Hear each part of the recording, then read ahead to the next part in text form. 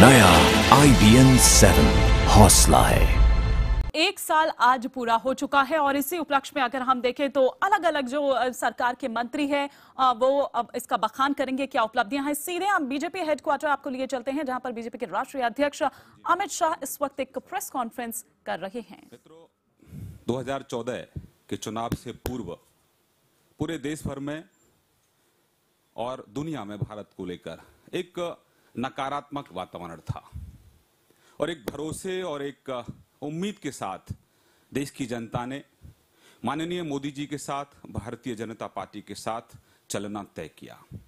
आज हम गर्व के साथ कह सकते हैं कि देश की जनता का भरोसा और विश्वास इस एक साल के कार्यकाल के बाद और मजबूत हुआ है।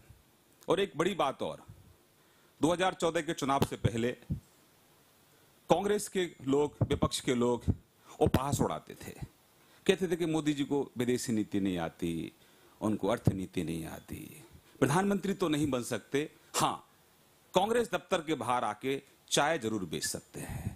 मित्रों, गरीब परिवार में जन्मे व्यक्ति नरेंद्र भाई मोदी जी ने ऐसे कटाक्षों का जवाब अपने काम से दिया है। विस्तार से आदरणीय अध्यक्ष जी पूरे एक साल के कार्यकाल का और हमारे जन कल्याण पर्व के बारे में विस्तृत रूप से आपसे बातचीत करेंगे। धन्यवाद।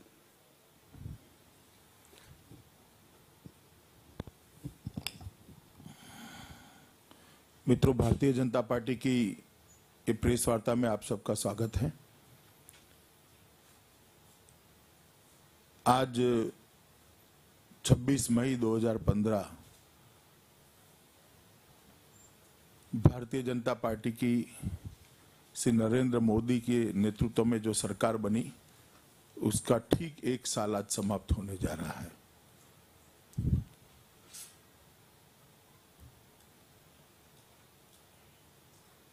गत चुनाव कई मायने में नए रिकॉर्ड स्थापित करने वाला रहा। देश के लोकतंत्र के इतिहास के लिए और भारतीय जनता पार्टी के लिए भी 30 साल के बाद इस महान देश में किसी एक पार्टी को बहुमत देने का फैसला 2014 के चुनाव में इस देश की जनता ने किया। एक निर्णायक मैंडेट किसी एक पार्टी को 30 साल के बाद मिला और आजादी के बाद पहली बार किसी गैर कांग्रेसी दल को पूर्ण बहुमत वाली सरकार बनाने का मौका इस देश की जनता ने दिया। ये दोनों चीजें देश के लोकतंत्र के इतिहास में बहुत महत्वपूर्ण हैं और भारतीय जनता पार्टी के लिए एक गौरव की बात है कि देश की जनता ने जो पहली बार किसी गैर कांग्रेसी दल को सरकार बनाने का मौका दिया, वो भारतीय जनता पार्टी को दिया और देश के सभी हिस्सों से करीब करीब भारतीय जनता पार्टी और एनडीए का प्रतिनिधित्व आज संसद में इस सरकार में साझीदार हैं। अरुणाचल में भारतीय जनता पार्टी का सांसद है तो कच्छ में भी भारतीय जनता पार्टी का सांसद है, लेह लद्दाख में भारतीय जनता पार्टी का सांसद है तो कन्याकुमारी में भी भारतीय जनता पार्टी का सांसद है। पूरब, पश्चिम, उत्तर, दक्षिण, मध्य चहु और भारतीय जनता पार्टी को इस देश की प्रजा ने सम्मानित किया है और हमें सरकार बनाने का मौका दिया और आज इस सरकार एक साल समाप्त कर रही है। सरकार के कामकाज के इवैल्यूएशन के कई तरीके होते हैं। कोई आंकड़ों से करता है, कोई सिद्धियों से करता है, मगर मैं मानता हूं कि इस सरकार की प्रमुख सिद्धि अगर कोई है तो इस देश में से विश्वास के संकट को की जो हुआ था उसको इस सरकार ने समाप्त कर दिया। पहले देश की सरकार पर देश की जनता को भरोसा नहीं था कि सरकार देश को कहां पर ले जाएगी। देश के प्रधानमंत्री पर देश की कैबिनेट को भरोसा नहीं था और ब्यूरोक्रेसी को प्रधानमंत्री पर भरोसा नहीं था। आज वो विश्वास का संकट टल गया है। दुनिया भी बड़े भरोसे से, आनंद और आश्चर्य से भारत की प्रगति को देख रही है, उसको एक्नॉलेज कर रही है और हर क्षेत्र में इस सरकार ने नई नई पहल की है और परिणाम भी पाए हैं। ये सरकार विजिबल सरकार रही है। पहले सरकार को ढूंढना पड़ता था, कई दिनों तक आप लोग पुकार लगा रहते थे, भाई सरकार कहां है, तब जाकर एक आधा स्टेटमेंट कहीं कोई कोने से आता था। अब शायद मीडिया से भी आगे सरकार प्रोएक्टिव होकर जनता की दिक्कत के समय में जनता के साथ खड़ी दिखाई पड़ती है। जम्मू कश्मीर में बाढ़ आती है, रेल आती है, तो कुछ ही घंटों में मंत्री और प्रधानमंत्री वहां दिखाई पड़ते हैं। अपने पड़ोसी देश नेपाल में अगर भूकंप आता है तो तुरंत ही सरकार प्रोएक्टिव होकर नेपाल में दिखाई पड़ती है। तमिलनाडु में अगर भारतीय मछुआरों पर संकट आता है, उनको फांसी दी जाती है, तो भारत सरकार इंटरवीन करती है। किसी क्रिश्चियन पादरी को अफगानिस्तान में अगवा किया जाता है तो भारत सरकार दखल कर कर उसको छुड़ा कर लाती है। आइए पीयूष जी, आइए। हर जगह पे प्रोएक्टिव होकर ये सरकार दिखाई पड़ती है। ये विजिबल सरकार है और इस सरकार ने प्रधानमंत्री कार्यालय की गरिमा को फिर से पुनः प्रस्तापित किया है।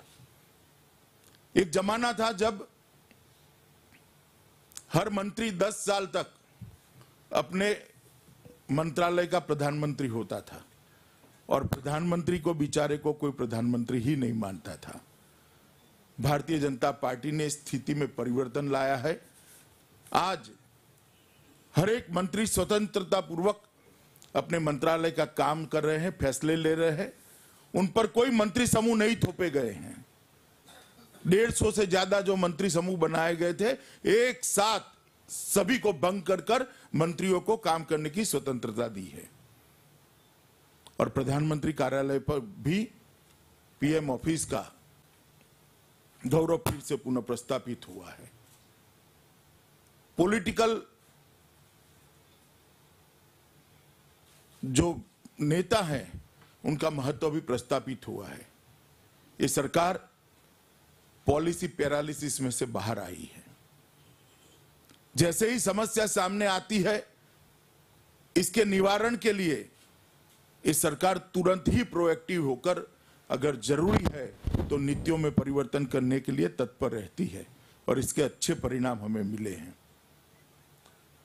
10 साल तक देश की जनता किसी एक चीज से अगर सबसे ज्यादा त्रस्त थी तो वो भ्रष्टाचार था।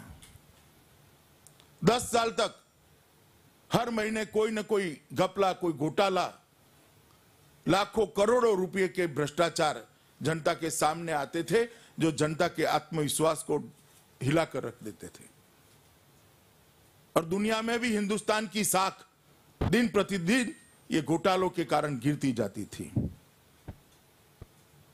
मोदी जी के नेतृत्व में जब भारतीय जनता पार्टी के कार्यकर्ता जनता के पास पब्लिक मैंडेट लेने के लिए गए थे, उस वक्त हमने वचन दिया था कि हम भ्रष्टाचार को इस व्यवस्था से उखाड़ कर फेंक देंगे।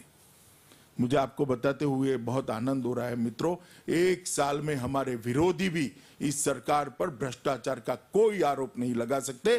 पूरा 1 साल हो गया इस सरकार के नाम पर, भ्रष्टाचार के नाम पर कोई सवाल नहीं खड़ा कर सका। और मैं मानता हूं ये भारतीय जनता पार्टी की, मोदी सरकार की बहुत बड़ी उपलब्धि है। और यूपीए के द्वारा, कुछ मंत्रियों के द्वारा जीरो लॉस की थ्योरी बार बार प्रस्तापित की जाती थी और घंटे तक आप लोग दिखाया करते थे। लंबी लंबी अंग्रेजी में बहस सुनाया करते थे कि कोयला में कोई नुकसान नहीं हुआ, स्पेक्ट्रम में कोई नुकसान नहीं हुआ। आज भारतीय जनता पार्टी की मोदी सरकार ने 229 खदानें जो कांग्रेस ने आवंटित की थी, जिसको सुप्रीम कोर्ट ने रद्द कर दिया, उसमें से सिर्फ 20 खदानों का पारदर्शी नीलामी कर 2 लाख करोड़ से ज्यादा भारत के खजाने में इजाफा किया है। वो ही बताता है कि कैग ने नुकसान को कुछ कम ही आंका था। 229 खदानों में 1,59,000 करोड़ का नुकसान का जो अंदाज था वो गलत था। सिर्फ 20 खदानों में 2 लाख करोड़ रुपया भारत सरकार की तिजोरी में आज वृद्धि हुई है। 1/3 क्षमता वाले स्पेक्ट्रम का नीलामी ये भारतीय जनता पार्टी की मोदी सरकार ने की और 1,09,000 करोड़ रुपया देश की तिजोरी में जमा हुआ है। मैं मानता हूं मित्रों, आज जवाब उन्हें न देना चाहिए जो जीरो लॉस की थियरी लेकर इस देश की जनता के सामने उपस्थित होते थे, जो चोरी पर सीना चोरी करते थे, जो कहते थे कोई नुकसान नहीं हुआ था। भारतीय जनता पार्टी की सरकार ने कृति से बता दिया है कि आपने देश के खजाने को कितना बड़ा नुकसान किया था। आज 1 साल के बाद मैं भारतीय जनता पार्टी की ओर से मांग करता हूं कि कांग्रेस के नेता फिर से एक बार जरा जीरो लॉस वाली थियरी को देश के सामने रखने का साहस करें। सत्य को तोड़ मरोड़ कर रखने की भी सीमाएं होती हैं, जनता को गुमराह करने की सीमाएं होती है। सार्वजनिक जीवन में झूठ को सच बनाने का जो कला उनको सिद्धहस्त है, वो उसका हमने कृति से जवाब दिया है। मित्रों, काले धन पर बार बार भारतीय जनता पार्टी पर कांग्रेस के नेता निशान लगाते हैं कि काले धन में ये नहीं हुआ, वो नहीं हुआ। मैं पूछना चाहता हूं कि 68 साल की आजादी में 60 साल कांग्रेस का राज रहा, कांग्रेस ने काले धन की रोकथाम के लिए क्या किया? कोई एक बात बता दे। यूपीए की सरकार थी तब तक कांग्रेस काले धन की रोकथाम के लिए क्या किया? सुप्रीम कोर्ट का ऑर्डर आ गया था। 1.5 साल से सुप्रीम कोर्ट के ऑर्डर के बावजूद भी कांग्रेस की सरकार ने एसआईटी बनाने का काम नहीं किया था। भारतीय जनता पार्टी की मोदी सरकार बनने के बाद पहले ही कैबिनेट का पहला फैसला काले धन की जांच के लिए एसआईटी बनाने का हुआ। वो मोदी सरकार की प्रतिबद्धता दिखाता है कि हम काले धन की रोकथाम के लिए कितने प्रतिबद्ध हैं। 3 साल से दुनिया भर के देशों से जो सूचनाएं आकर पड़ी थी, वो सूचनाओं को ऊपर कोई कार्यवाही नहीं होती थी। हमारी सरकार बनने के बाद 45 दिन में करीब करीब 700 सूचनाओं को हमने एसआईटी को जांच के लिए दे दिया, उसके साझा कर लिया और आज एसआईटी उस पर जांच कर रही है।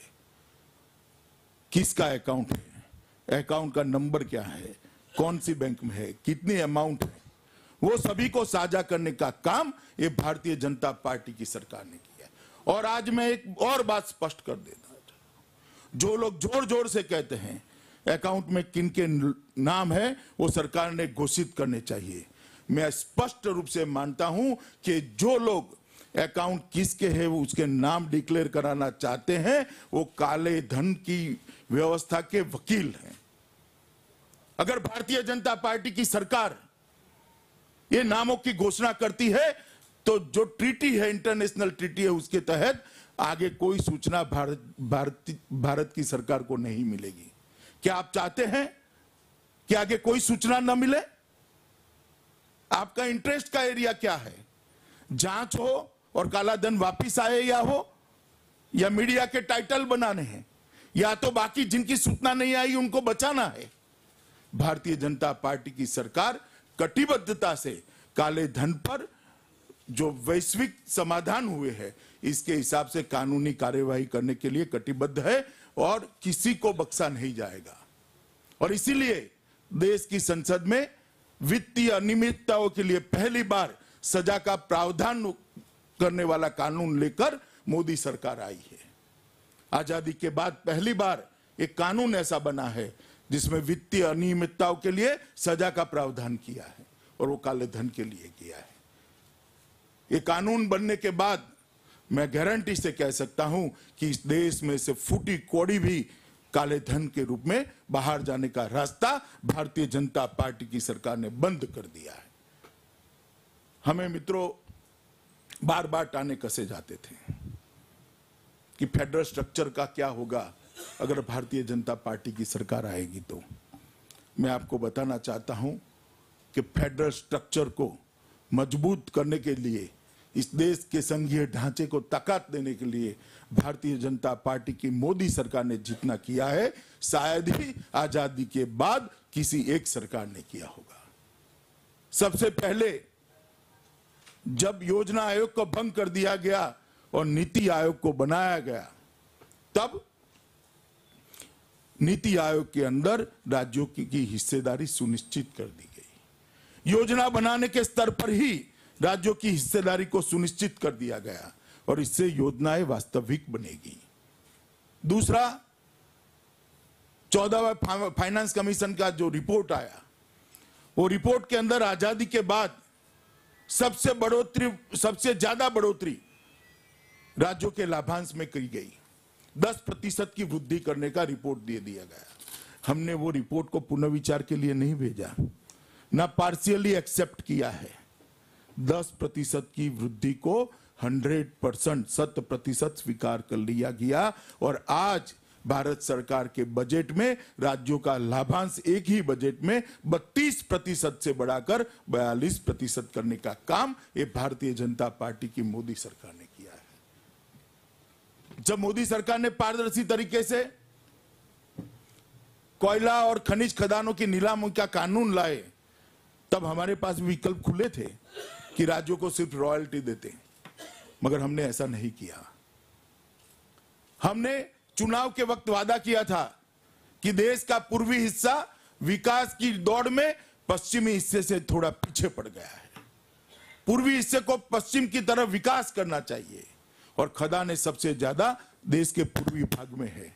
इसलिए भारतीय जनता पार्टी की सरकार ने एक सभानता पूर्वक एक फैसला किया कि खदानों की नीलामी से जितनी भी राशि आएगी वो राशि पूर्ण रूप से राज्यों के विकास के लिए राज्यों को दे दी जाएगी और पूर्वी हिस्से में हमारी सरकार कम होने के बावजूद भी हमने पक्षापक्षी से ऊपर उठकर राज्यों के विकास के लिए, देश के पूर्वी हिस्से के विकास के लिए एक कदम उठाया है। मैं मानता हूं कि ये देश के फेडरल स्ट्रक्चर को बहुत बड़ी ताकत देने वाला कदम है। टीम इंडिया की एक नई कल्पना मोदी जी ने देश के सामने रखी है। प्रधानमंत्री, उनका मंत्रिमंडल और इरिस्पेक्टिव ऑफ पार्टी सारे देश के मुख्यमंत्री बनकर टीम इंडिया बनती है। ये विचार पहली बार भारत के इतिहास में किसी प्रधानमंत्री ने रखा है और उसको चरितार्थ करने का भी हमने प्रयास किया है। आर्थिक विकास के मामले में भी ये सरकार ने बहुत अच्छा काम किया है। मित्रों, देश की अर्थतंत्र की गाड़ी पटरी पर से उतर गई थी। सभी पैरामीटर्स पर, अर्थतंत्र के सभी पैरामीटर्स ऊंधे मुंह गिर रहे थे। जब हमें विरासत में ये बिगड़ी हुई वित्तीय व्यवस्था मिली, तब एक सवाल था कि भारतीय जनता पार्टी की सरकार इसको कैसे ठीक करेगी। मगर आज एक साल के बाद अर्थतंत्र के सभी पैरामीटर्स के अंदर भारतीय जनता पार्टी ने बहुत अच्छा परफॉर्म किया है। मैं थोड़ा बैकग्राउंड में आपको ले जाना चाहता हूं, जिससे कि भारतीय जनता पार्टी का गुड गवर्नेंस के साथ जुड़ाव आपको मालूम पड़े। जब पहली बार श्रीमान अटल बिहारी वाजपेयी इस देश के प्रधानमंत्री बने, उस वक्त उनको जब सरकार संभालने का मौका मिला, उस वक्त देश का विकास दर 4.4% था। 6 साल अटल जी ने काम किया। अटल जी ने जब सरकार छोड़ी और यूपीए के हाथ में सरकार का सूत्र दिए, तब देश का विकास दर हमने 8.4% कर यूपीए को दिया था। यूपीए ने 10 साल शासन किया और फिर से 4.4% कर भारतीय जनता पार्टी को वापस दिया। और भारतीय जनता पार्टी ने एक साल में उसको 5.7% पर पहुंचाने का काम किया है। मैं 5.7% पुराने क्राइटेरिया से कह रहा हूं क्योंकि कंपैरिजन ठीक हो। सभी आंकड़े मेरे पुराने क्राइटेरिया के हिसाब से है। तो 4.4 से 8.4 भाजपा के समय में, फिर से 4.4 यूपीए के समय में और 4.4 से 5.7 भारतीय जनता पार्टी के समय में वो सिद्ध करती है। कांग्रेस जब आती है तब विकास दर गिरती है, भारतीय जनता पार्टी जब आती है तो विकास दर बढ़ती है। कौन सी पार्टी देश को विकास दे सकती है, ये इस आंकड़ों पर से सिद्ध होता है। और देश के पास तुलना करने के लिए अब दोनों शासन उपलब्ध है। पहले तो हम सिर्फ भाषण करते थे, मगर अब हमारे भी आंकड़े उपलब्ध है। मित्रों, बजट घाटे को नियंत्रित किया गया है, व्यापार घाटे को नियंत्रित कर दिया गया है। एफडीआई में इन्वेस्टमेंट 44% बढ़ा है, फॉरेक्स 15 साल के सबसे ऊपर है। महंगाई को नियंत्रित कर दिया गया है। थोक महंगाई जो 6% से 7% के बीच में 10 साल तक झोले खाती रही, उसको नेगेटिव 2.66 पर पहुंचाने का काम ये भारतीय जनता पार्टी की सरकार ने किया है। और खुदरा महंगाई जो 8.7% तक पहुंच गई थी, उसको 5.6% पर पहुंचाने का काम ये भारतीय जनता पार्टी की मोदी सरकार ने किया है। अर्थतंत्र के सभी पैरामीटर्स के अंदर भारतीय जनता पार्टी की सरकार ने बहुत अच्छा परफॉर्म किया है। हमने कहा था, मोदी जी ने जब नेता चुने गए एनडीए के, तब कहा था ये सरकार गरीबों के लिए काम करेगी। हमारी प्राथमिकता देश के गरीब को विकास की दौड़ में आगे की लाइन में ले जाने की रहेगी। और एक साल में भारतीय जनता पार्टी की सरकार ने गरीबी को एड्रेस करने के लिए बहुत काम किया है। 68 साल की आजादी के बाद भी देश के 60 करोड़ लोग ऐसे थे जिनके पास पूरे परिवार में एक भी बैंक अकाउंट नहीं था, अर्थतंत्र के साथ उसका जुड़ाव ही नहीं था। भारतीय जनता पार्टी की सरकार ने, जब प्रधानमंत्री नरेंद्र मोदी ने लाल किले की प्राचीर से जन धन योजना की घोषणा की और आज देश के 15 करोड़ फैमिली के अंदर बैंक अकाउंट पहुंचाने का काम समाप्त कर दिया गया है। ये बैंक अकाउंट से वो सभी 15 करोड़ फैमिली का अर्थतंत्र के साथ जुड़ाव, एक कनेक्ट हुआ है और अर्थतंत्र का फायदा अब उनके पास पहुंचने की शुरुआत होगी। और इस बजट के अंदर देश के सभी नागरिकों के लिए, चाहे मध्यम वर्ग के है, लोअर मिडिल क्लास के है या गरीब है, सबके लिए 12 रुपये के अंदर 2 लाख रुपये का एक्सीडेंट बीमा, महीने के 1 रुपये के प्रीमियम से और दिन के 1 रुपये के प्रीमियम से 330 रुपये के प्रीमियम से 2 लाख रुपये का लाइफ इंश्योरेंस देने का काम भारतीय जनता पार्टी की सरकार ने किया है। अटल पेंशन योजना के माध्यम से सिर्फ सरकारी कर्मचारी जो पेंशन को प्राप्त करते थे, उसकी जगह गरीब, व्यापारी, किसान और रिटायर्ड मजदूर भी इस पेंशन योजना का लाभ ले सकता है। मित्रों, कई सारी ऐसी योजनाएं गरीबी उन्मूलन के लिए ले आई। बेरोजगारी गरीबी की जन्यता है। अगर बेरोजगारी हट जाती है तो गरीबी अपने आप हट जाएगी।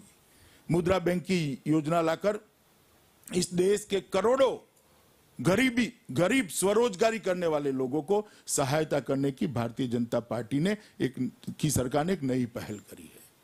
10,000 से 10 लाख रुपए तक की ऋण सरल शर्तों के साथ देने का हमने शुरुआत किया है। जब बैंकों को राष्ट्रीयकृत किया गया, तब इंदिरा जी ने कहा था कि बैंक के दरवाजे हमने गरीबों के लिए खोल दिए हैं, मगर वास्तविकता ये थी कि बैंक में गरीबों को कोई एंट्री ही नहीं थी। ना उनका बैंक अकाउंट खुला था, ना ऋण मिलता था। हमने बैंक अकाउंट भी खुला है और ऋण देने की भी व्यवस्था की है। एक छोटे छोटे उद्यमियों को 10,000 से 10 लाख तक लोन देने की व्यवस्था ये भारतीय जनता पार्टी की सरकार ने की है। मैं मानता हूं इससे कृषि पर की निर्भरता भी कम होगी और कृषि पर से कुछ लोग अगर स्वरोजगारी में आते हैं तो कृषि भी फायदे का व्यापार बनती है, क्योंकि कृषि में फायदा नहीं है ऐसा नहीं है, मगर उसकी कैपेसिटी से ज्यादा लोग आज कृषि पर निर्भर है। इसी के कारण कृषि का नुकसान होता है। अगर कुछ लोगों को स्वरोजगार के माध्यम से अन्यत्र शिफ्ट कर दिया जाता है तो कृषि भी फायदे का व्यापार आज भी है। मित्रों, मेक इन इंडिया और स्किल डेवलपमेंट के माध्यम से हमने बेरोजगारी की समस्या को हल करने की दिशा में एक बहुत बड़ा कदम उठाया है। मेक इन इंडिया की पहल को दुनिया में सबसे बहुत अच्छा प्रतिसाद मिल रहा है। उत्पादन भी बढ़ने वाला है, उससे एक्सपोर्ट भी बढ़ेगा, रोजगारी भी बढ़ेगी और सरकार की रेवेन्यू भी बढ़ेगी। ये मेक इन इंडिया योजना के कारण चहुओर से अर्थतंत्र में विकास आने वाले दिनों में होने वाला है। इंफ्रास्ट्रक्चर के मामले में भी भारतीय जनता पार्टी की सरकार ने बहुत अच्छा किया है। यूपीए के 10 साल के अंदर राज्यों की रोड बनाने की गति को मिलाकर पूरे देश की पर दिन रोड बनाने की गति 5 किलोमीटर की थी। भारतीय जनता पार्टी की सरकार ने सिर्फ केंद्र सरकार आज दिन के 10 किलोमीटर रोड बना रही है। इस पर से आप मानिए, समझिए कि कितनी गति हमने बढ़ाई है। बिजली के मामले में बिजली के उत्पादन में 8.6% की वृद्धि हुई है। मैं मानता हूं आजादी के बाद सबसे ज्यादा बिजली उत्पादन में वृद्धि करने वाला कोई अगर साल रहा है तो मई का साल रहा है। बिजली की इंस्टॉल कैपेसिटी उत्पादन की उसमें भी 22,000 मेगावाट जोड़े गए हैं। और ट्रांसमिशन अगर नहीं होता है तो बिजली उत्पादन करके क्या करेंगे, उसमें भी 22,500 सर्कल किलोमीटर की वृद्धि हुई है। और हम चाहते हैं कि 2019 तक देश के हर गांव के अंदर 24 घंटा अनइंटरप्ट बिजली पहुंच जाए, जिससे रोजगारी भी बढ़े, स्वास्थ्य सेवाएं भी सुधरे, शिक्षा की व्यवस्था भी सुधरे और लोगों का जीवन धोरण ऊपर आ जाए। और इसके लिए दीनदयाल ग्राम ज्योति योजना के अंदर 45,000 करोड़ रुपया इस सरकार ने बजट के अंदर प्रोविजन किया है। राजस्थान ने एमओयू कर दिया है, कई राज्यों के साथ भारत सरकार की चर्चा चल रही है। धीरे धीरे कर जैसे ही राज्य अपनी क्षमता बढ़ाएंगे केंद्र सरकार के सहयोग से, वो दिन दूर नहीं है कि कश्मीर से कन्याकुमारी तक और असम से गुजरात तक पूरे देश में हर गांव में 24 घंटा बिजली पहुंचाने का हम काम कर देंगे। पहल के तहत इस देश के सभी गैस धारकों को जो सब्सिडी मिलती थी वो सीधी उनके अकाउंट में देने की व्यवस्था भारतीय जनता पार्टी की सरकार ने की है। और प्रधानमंत्री ने एक मॉरल अपील की थी, गिव इट अप।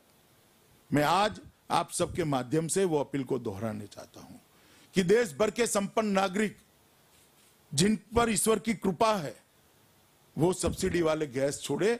सरकार गारंटी देती है कि आप जो गैस छोड़ेंगे वो सरकारी खजाने में उसकी सब्सिडी जमा नहीं होगी। कोई गरीब के घर में धुआं खाकर रसोई बनाने वाली महिला के आंसू पोंछने में वो सब्सिडी जाएगी। एक और कनेक्शन गरीब के लिए दे दिया जाएगा। 2.5 लाख से ज्यादा लोग गिव इट अप को स्वीकार कर चुके हैं और 2.5 लाख से ज्यादा गरीबों को नए कनेक्शन देने का इस सरकार ने काम किया है। और लाल बहादुर शास्त्री के बाद पहली बार प्रधानमंत्री की अपील को, मॉरल अपील को, चाहे वो गिव इट अप हो, चाहे स्वच्छता अभियान हो, चाहे नमामि गंगे हो, चाहे बेटी बचाओ बेटी पढ़ाओ हो, चाहे सर पर मैला ढोने वाले शौचालयों को समाप्त करना हो, जनता अच्छा प्रतिसाद दे रही है। मित्रों, एग्रीकल्चर के लिए भी इस सरकार ने बहुत किया है। प्रधानमंत्री इरिगेशन योजना के तहत हमने लक्ष्य रखा है कि 5 साल के अंदर 14% इरिगेटेड लैंड में हम बढ़ोतरी करेंगे। सॉइल हेल्थ कार्ड पूरे देश में देने का हमारा लक्ष्य है।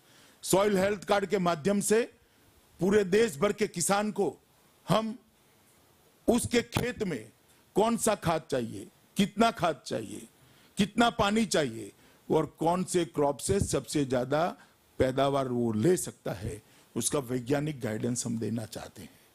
मैं मानता हूं कि सॉइल हेल्थ कार्ड इस देश के कृषि विकास दर को एक बहुत बड़ा जंप देने में सफल होगा। ये प्रयोग सफलतापूर्वक मध्य प्रदेश और गुजरात ने किए हैं और हम इसको अब देश भर में करना चाहते हैं।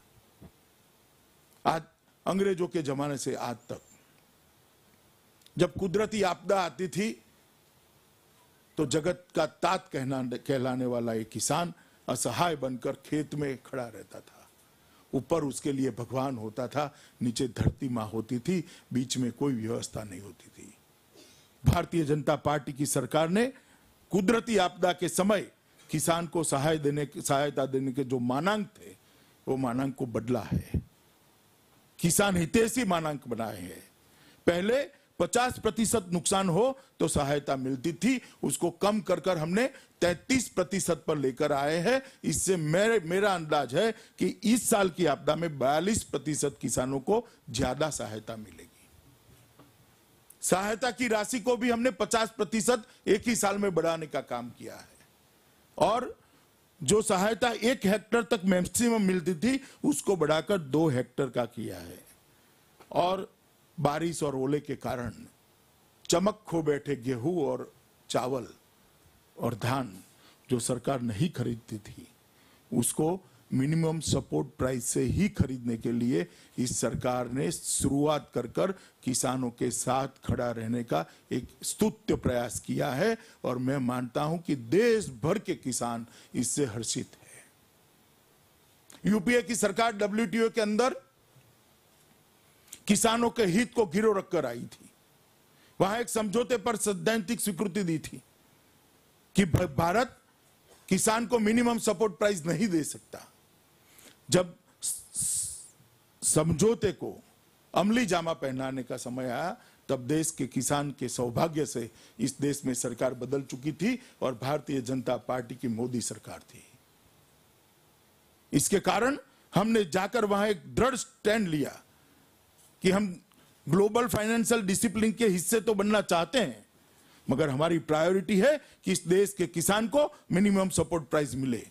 हम WTO का हिस्सा नहीं बनते तो न बने, मगर हम किसान के साथ खड़े रहेंगे। और आज मित्रों, हम विश्व व्यापार संगठन के सदस्य भी है, और विश्व व्यापार संगठन ने हमारी शर्त को मान भी लिया है। हम किसान को मिनिमम सपोर्ट प्राइस दे सकते हैं। मैं मानता हूं पॉलिटिकल विल का इससे अच्छा परिचय दुनिया में और कोई नहीं हो सकता। मित्रों, इस सरकार ने सुरक्षा, सम्मान, समृद्धि, संस्कृति और संवाद, ये 5 बिंदुओं पर इस देश की विदेश नीति को आगे बढ़ाने का काम किया है। सामरिक दृष्टि से महत्वपूर्ण कई देशों का दौरा कर प्रधानमंत्री ने एक ही साल में सालों से जो निग्लेक्शन देश की सुरक्षा के लिए लिया गया था, उसको वो कमी को भरने का काम किया है। प्रधानमंत्री को जो मिलना चाहिए वो उचित सम्मान सालों के बाद मिलते हुए हम देख रहे हैं। जो लोग ताने कस रहे हैं उनको मालूम नहीं है कि इस देश को व्यापार चाहिए, सामरिक दृष्टि से इस देश को सुरक्षा चाहिए। इस देश की संस्कृति दुनिया की अच्छी संस्कृति, सबसे अच्छी संस्कृति है, उसको दुनिया में पहुंचाना चाहिए, जिससे दुनिया का भी भला होगा और देश की संस्कृति का सम्मान भी होगा। अगर एक गौरव के साथ इस 125 करोड़ देश का प्रधानमंत्री दुनिया के सामने भारत का परिचय नहीं रखता है, तो मैं मानता हूं वो अपनी फर्ज से पीछे हटा है। और खाली जाकर भाषण पढ़ने की जगह एक लाइव संवाद कर वहां भारत की स्वीकृति कराकर प्रधानमंत्री दुनिया में से वापिस आए हैं, और बहुत बड़ी उपलब्धि है ये भारतीय जनता पार्टी की सरकार की। मित्रों, रक्षा के मामले में भी भारतीय जनता पार्टी की सरकार ने तीनों सेनाओं को उनके रक्षा के साधनों की जरूरियातों के लिए एक 10 साल का वैज्ञानिक रोड मैप तैयार कर आश्वस्त किया है कि आप सीमा पर सुरक्षा करिए, आपकी चिंता इस देश की सरकार करेगी। और आज गौरव के साथ हमारा सैनिक सीमा पर देश की सुरक्षा कर रहा है। आए दिन गोलीबारी होने की घटनाएं भी कम हो गई है। जम्मू कश्मीर का इलेक्शन का 2-3 महीना बाद कर दीजिए तो सबको मालूम पड़ गया है कि अब ये नहीं चलेगा। एक ठोस रक्षा नीति के कारण आज हम सुरक्षित हैं, और मैं मानता हूं मित्रों ये बहुत बड़ी उपलब्धि है। कई सारी चीजें ऐसी है जो अलग अलग मंत्रालयों ने की है, स्वास्थ्य मंत्रालय, HRD मंत्रालय, कई सारे मंत्रालयों ने अच्छी पहल की है। गृह मंत्रालय ने भी, जैसे मान लीजिए गृह मंत्रालय ऐसे चलता था कहीं का ईंट, कहीं का रोड़ा, भानुमती का कुनबा, इसकी जगह एक वकेता लाकर पूरे देश भर में सभी सुरक्षा एजेंसियों को एक सूत्र में बांधने का काम किया है और इसके कारण आंतरिक सुरक्षा भी मजबूत हुई है। और जहां कहीं भी इक्का दुक्का घटनाएं हुई उसको स्पॉन्टेनियस रिस्पांस देकर रिएक्ट किया गया और कंट्रोल लेने का काम भारतीय जनता पार्टी की सरकार ने किया। मित्रों, बहुत सारी बात कहने को है मगर आपके मन में भी काफी बातें पूछने को भी होगी, तो थोड़ा समय आपको पूछने के लिए रख देते हैं। और मैं मानता हूं कि लोकतंत्र के अंदर सभी प्रकार की आलोचना का स्वागत है, मगर लोकतंत्र के अंदर अच्छी बातों को न्यूट्रल तरीके से पहुंचाने का भी मीडिया जगत का भी फर्ज है। वो याद दिलाकर मैं मेरी बात को समाप्त करता हूं। धन्यवाद। तो आपके सवाल लेंगे, लेकिन उससे पहले मैं आग्रह करूंगा अपने राष्ट्रीय अध्यक्ष जी से कि पार्टी की तरफ से एक हमने 4 पेज का एक फोल्डर तैयार किया है, साल एक शुरुआत अनेक।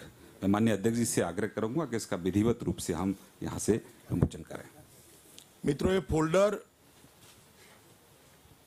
12 भाषाओं में और 6 बोली, मगर लिपि उसकी हिंदी या तो जो गुजराती जो होगी वो होगी, इस तरह से छापा गया है। मैं मानता हूं कि ये बहुत बड़ा प्रयास है भारतीय जनता पार्टी का।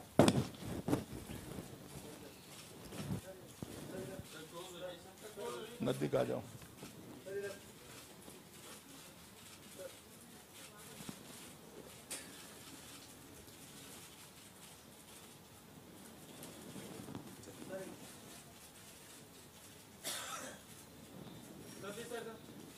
चलो भाई, हो गया। एक थोड़ा, मैं वैसे तो आप लोगों को मालूम है कि आज से लेकर 1 तारीख तक हमने एक संपर्क अभियान शुरू किया है। हम 1 साल की सरकार की उपलब्धियों को लेकर लोगों के बीच में जाएंगे। जो डिजाइन बनी है उसके तहत करीब करीब छोटी मोटी देश भर में 4,413 सभाएं आयोजित की गई है। भारत सरकार के प्रचार प्रसार विभाग की ओर से, इंफॉर्मेशन ब्यूरो की ओर से प्रदर्शनी भी लगाई गई है और कुछ वैन भी डार्क एरिया वाले देश के हिस्सों में घूमेंगे और 250 बड़ी सभाएं और कुल 4,413 सभाओं का आयोजित किया गया है। भारतीय जनता पार्टी के कार्यकर्ता ये साहित्य और भारतीय जनता पार्टी का परिचय लेकर करीब करीब 8 करोड़ घर में 3 महीने में जाने का हमारा प्रयास रहेगा। जून, जुलाई, अगस्त 3 महीने में हम 8 करोड़ घरों में जाने का प्रयास करेंगे और सीधा जनता का संपर्क कर कर सरकार और जनता के बीच में संवाद प्रस्थापित हो, इसके लिए हमारा ये विनम्र प्रयास होगा। क्योंकि हम मानते हैं कि जिन्होंने हमें मैंडेट दिया है उसको हमारा हिसाब देना हमारा फर्ज है। इसकी दृष्टि से ये भारतीय जनता पार्टी के कार्यकर्ताओं का एक विनम्र प्रयास है कि ये पत्रिका को लेकर भारतीय जनता पार्टी के कार्यकर्ता करोड़ों लोगों का संपर्क करेंगे। धन्यवाद। सबसे पहले विकास भदौरिया जी, माइक आप दे दीजिए। अमित जी, मेरा सवाल आपसे ये है, आपने उपलब्धियां गिनाई सरकार ने 1 साल में जो भी काम किए, लेकिन शुरुआत जो हो रही है, चाहे वो प्रधानमंत्री जी का भाषण हो या आपकी प्रेस कॉन्फ्रेंस हो या आपके भाषण हो दूसरे नेताओं की, वो हो रही है 1 साल पुराने बुरे दिन की याद दिलाकर।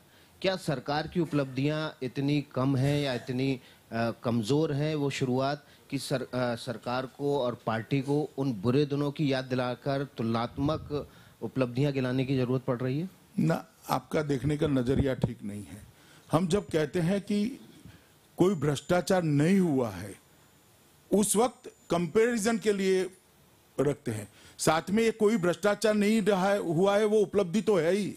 आप सिर्फ भ्रष्टाचार नहीं हुआ है इसको देखिए तो बातें ठीक हो जाएगी। रामनारायण श्रीवास्तव जी, माइक लीजिए सर। अमित जी, आपने केंद्र राज्य संबंधों की बात की है, संघीय ढांचे की मजबूती की बात की है, लेकिन केंद्र सरकार का हाल में दिल्ली की यूनियन टेरिटरी में जो सरकार है उससे टकराव चल रहा है। वहाँ पर कोई आपका सही कोई सरोकार नहीं बैठ पा रहा है, आपके कई विवाद बढ़ रहे हैं, इसको किस रूप में देखते हैं आप? देखिए, वो जो टकराव चल रहा है, सो कॉल्ड टकराव, वो टकराव नहीं है, संविधान के इंटरप्रिटेशन का मामला है। संविधान का इंटरप्रिटेशन राज्य सरकार एक तरीके से कर रही है, केंद्र सरकार दूसरे तरीके से कर रही है। मामला कोर्ट में जाएगा, अपने आप मामला सेटल हो जाएगा। इससे राज्यों के साथ दुर्व्यवहार का कोई मामला नहीं है भैया, संविधान के इंटरप्रिटेशन का मामला है, उसकी व्याख्या का मामला है। विजय त्रिवेदी जी, मैं आपको थोड़ा ज्यादा समझाने के लिए दुर्व्यवहार किसको कहते हैं मैं समझाता हूं।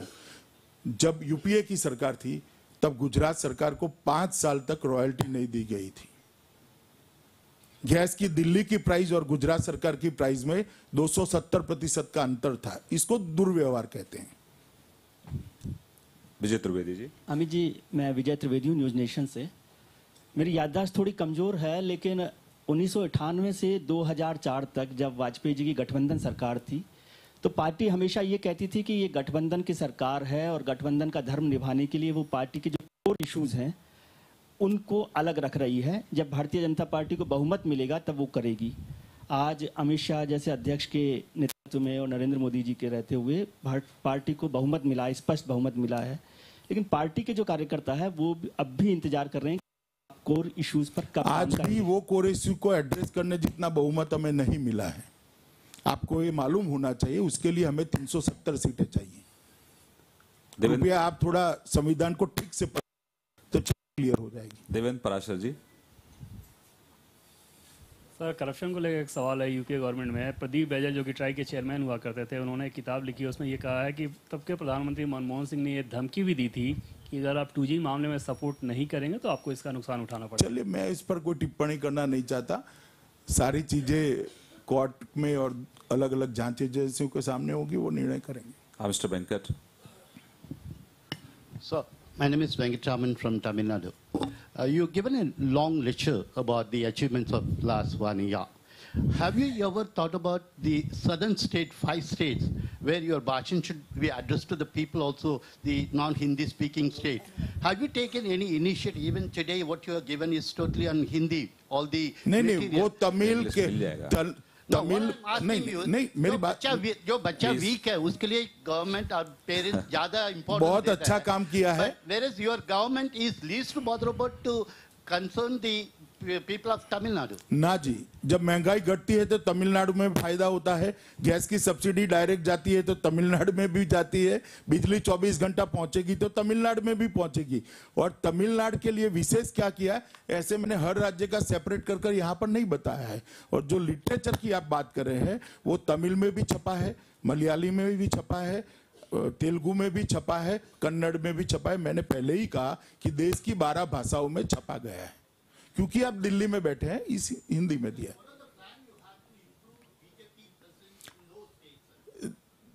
दक्षिण के 4 राज्यों में हमने बहुत सटीक तरीके से सदस्यता को प्लान किया था और लगभग दक्षिण के 4 राज्यों में 3200 कार्यकर्ता फुल टाइमर निकले थे और 3 गुना से 12 गुना सदस्यता दक्षिण के 5 राज्यों में बढ़ी है। मारिया शकील। सर, आपने अचीवमेंट्स और इनिशिएटिव्स के बारे में बताया इस 1 साल में। अगले 4 साल का रास्ता किस तरह से आप देख रहे हैं? What are the challenges you have identified? वो मोदी जी बताएंगे आपको। अनामिका और फिर अशोक सिंघल जी।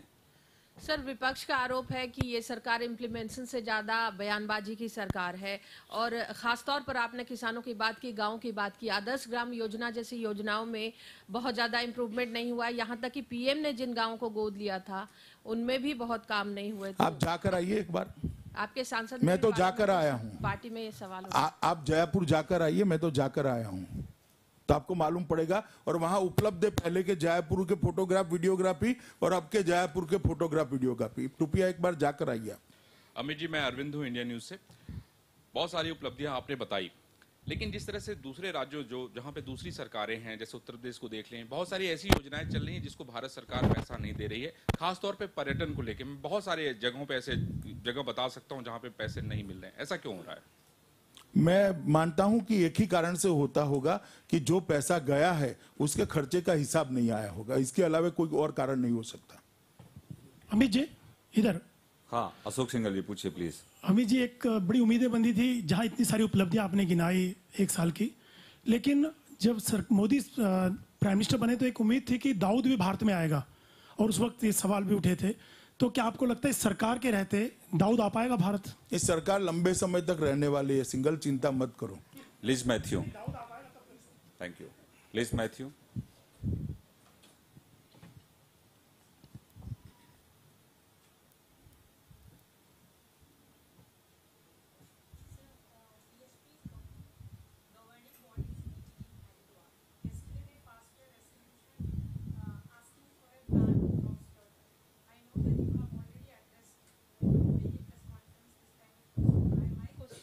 Whether the party as a party and the party leadership will try, whether you will try to rope in the organizations like PHP and SJM and BMS which are on the street raising certain demands. हमारे सहयोगी संगठनों का रिश्ता हम पर छोड़ दीजिए। जहां तक बीप का सवाल है, मैंने क्लैरिटी से बात करी है, पार्टी का स्टैंड प्रमुखता से सबके सामने रखा है। ऐश्वर्या कपूर, उसके बाद Ravindra. Sir, as the party president, it comes to your domain that the BJP MPs are in line. Sir, you've lined up and you've mentioned ye sari uplavdiyan, sir, but one problem or the point on which media has taken on Narendra Modi government has been your own MPs. Sir, from Sakshi Maharaj to Narendra Jyoti to Mr. Giriraj Singh. Sir, will you be taking a strong thing so that in the next 365 days... चलिए भैया, भ्रष्टाचार से media हम पर हमला करे, अव्यवस्था से करे, गैर जिम्मेदाराना सरकार से करे, इससे अच्छा है कि इससे करता है। हमने कई बार कहा है कि ऐसी चीजों से बाज आना चाहिए और पार्टी ने अपने आप को अलग भी किया है। मिस्टर रविंद्र। अमित जी इधर से। हाँ, आपने अटल बिहारी वाजपेयी जी का जिक्र किया। 24 पार्टियों की सरकार थी, गठबंधन की सरकार थी, और उसमें जो भी विवादास्पद मुद्दे हुआ करते थे तो उस पर एनडीए की बैठक हुआ करती थी। आपके अचीवमेंट एक साल के है, आपने बताया, उस पर हमें नहीं सवाल करना है। आज भी सभी पार्टी सवाल एक ही सवाल समझ गया, सुनिए ना। अधिग्रहण बिल को लेकर आपके ही जो एलाइज हैं काफी नाराज हैं, भले ही बोल नहीं पाते हैं आपके पास आकर, लेकिन मीडिया में बोलते हैं। क्या एनडीए की बैठक एक साल में नहीं बुलानी चाहिए थी या आगे बुलाई जाएगी? सभी वो जमीन अधिग्रहण हो, लेकिन जॉब्स क्रिएशन का अगर मामला करें, नौकरियों में जिस तरह का वादा किया गया था कि सरकार इतनी पैदा करेगी नौकरी, क्या आपको लगता है कि वो नौकरियां पैदा हुई हैं, और नहीं हुई तो कब तक होगी? तुरंत होना शुरू हो जाएगी। इस साल में, एक साल में नौकरी पैदा हो। आपने पैदा हो कहा है, इसलिए मैं कहता हूं, इसलिए काफी कुछ कर लिया है, तुरंत परिणाम मिलेंगे। सर मैं विनीत हूँ ईटीवी से। सर, आपने सरकार की उपलब्धियों की बात की, नरेंद्र मोदी की उपलब्धियों की बात की। अगर मंत्रियों की उपलब्धियों की बात करें तो सर आप मंत्रियों में किसे कितना मार्क्स देते हैं, कितना किसे टॉप मानते हैं नरेंद्र मोदी के अलावा? चलिए, आप लोग दे ही रहे हैं मार्क, अब मुझसे क्यों दिलवा रहे हैं?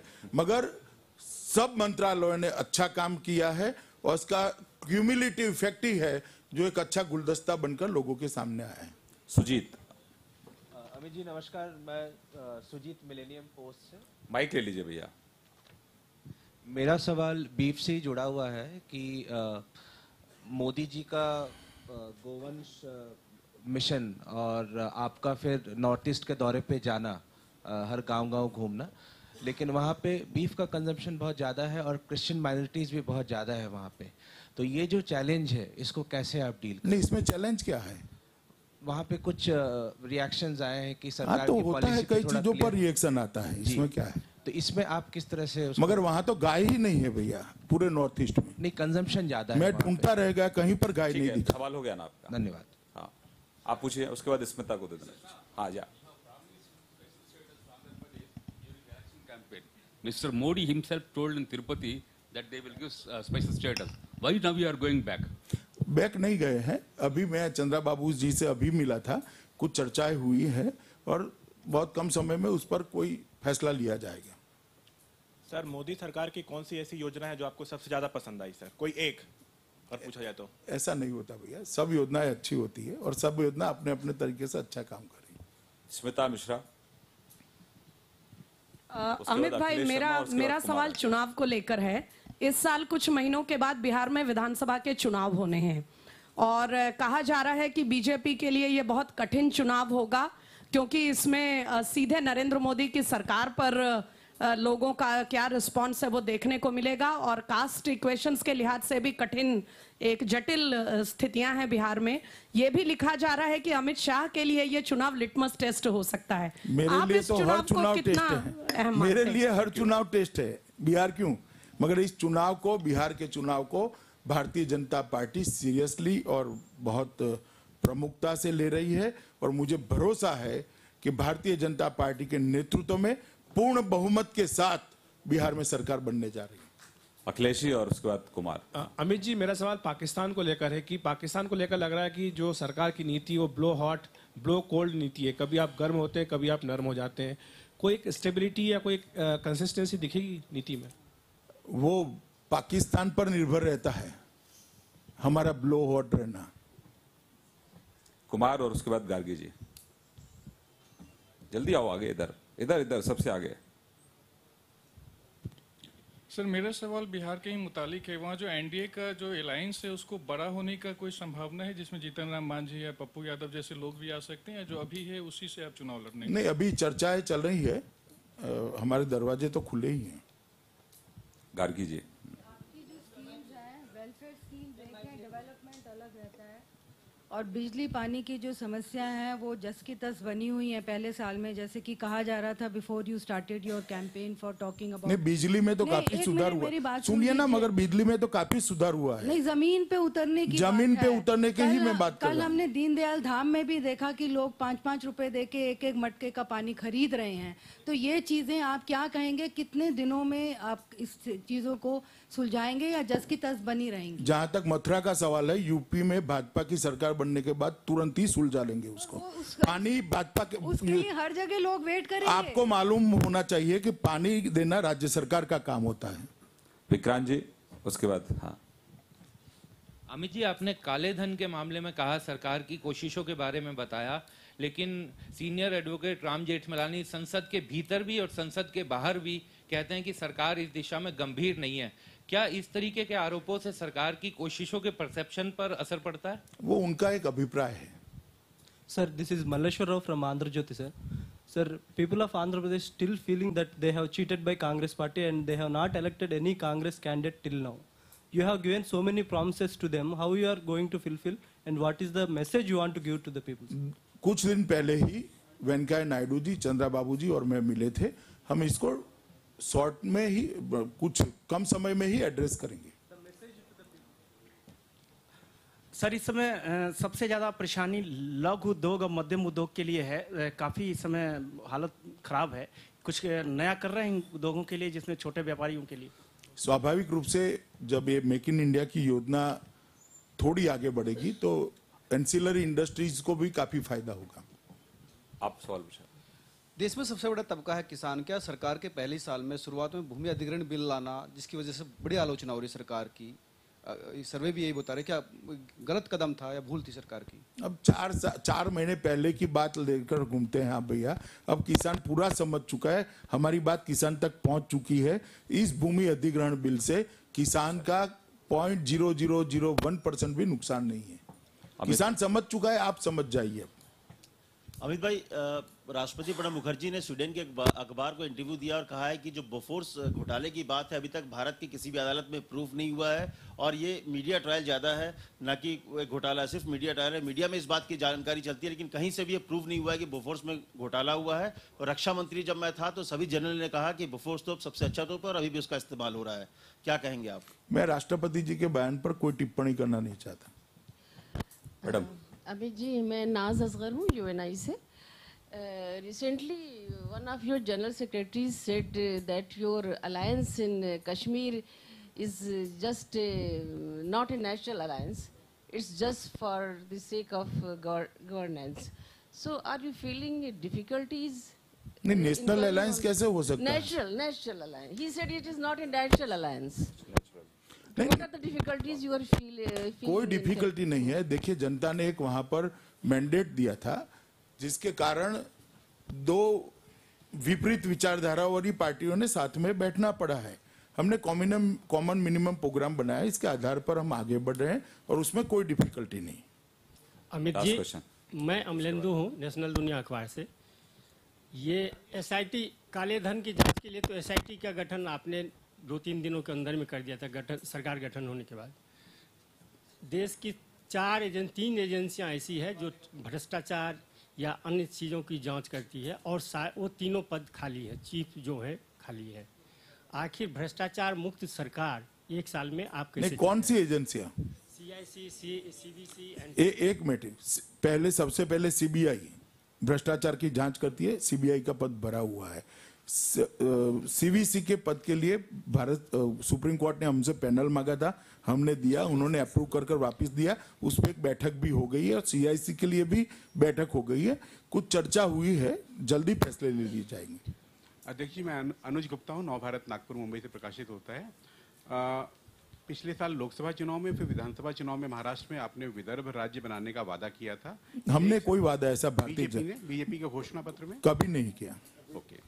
और दूसरा, आपको भी अध्यक्ष बने लगभग 1 साल होने जा रहे हैं, आपकी कार्यकारिणी कब तक पूरी होगी? कार्यकारिणी समाप्त पूरी है। पदाधिकारियों की? पदाधिकारी भी पूरे ही है, जितने चाहिए इतने है ही।